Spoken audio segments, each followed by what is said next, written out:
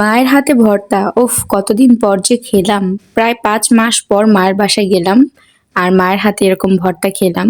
আসসালামু আলাইকুম everyone, welcome to my daily blog. সকাল সকাল তাকে বিদায় দিয়ে আমি চলে যাচ্ছি মায়ের বাসায়। আর আজকে আমি একা না, আমার দাদি ফুপু সবাই চলে যাচ্ছে আমার সাথে। আর এতদিন তো দেখেছেন খালার গ্রুপ, খালার বাসায় গিয়েছি, খালার সাথে ঘুরেছি এখানে সেখানে। আজকে দেখবেন আমাদের ফুপুদের গ্রুপ।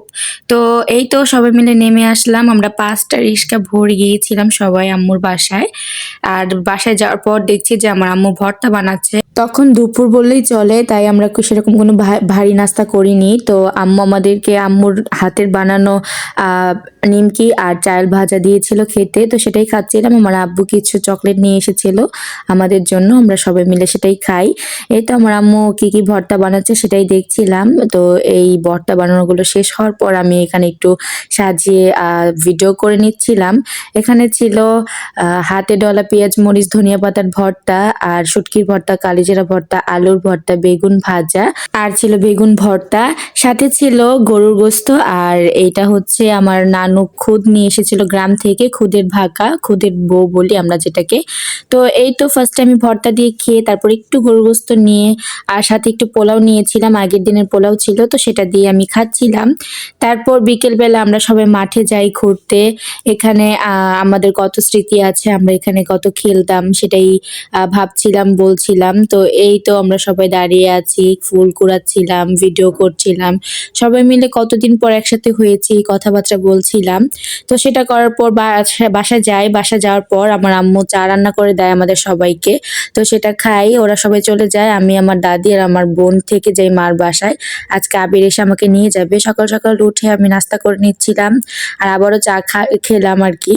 তো আমার যে কাপটা বেশি পছন্দ হয় যে বাসায়, সেটা দিয়ে আমি বারবার চা খাই, অন্য কোনো কাপে খাই না সেরকম। তো খাওয়ার পর এখানে আমি একটু মাছ ভুনা করছিলাম, আম্মুকে আর কি টুকটাক হেল্প। আর আমার আম্মু সকালবেলা উঠে আগে ফার্স্টে গরুর মাংস রান্না করে নেয়, কারণ সেটা রান্না করতে অনেকটা সময় লেগে যাবে, তাই ফার্স্টে এটা রান্না করে নিয়েছিল। তো এখানে আমি রোস্ট রান্না করছিলাম, আম্মুর সাথে হেল্প করছিলাম আর কি। আম্মুই সব মশলা দিয়ে দিচ্ছিল, আম্মুই রান্না করছিল। এখানে সব মশলাপাতি দিয়ে তারপর মুরগির মাংসটা দেওয়া হয়। এটা ছিল দেশি মুরগির মাংস, আমার নানু গ্রাম থেকে নিয়ে এসেছে আমাদের জন্য।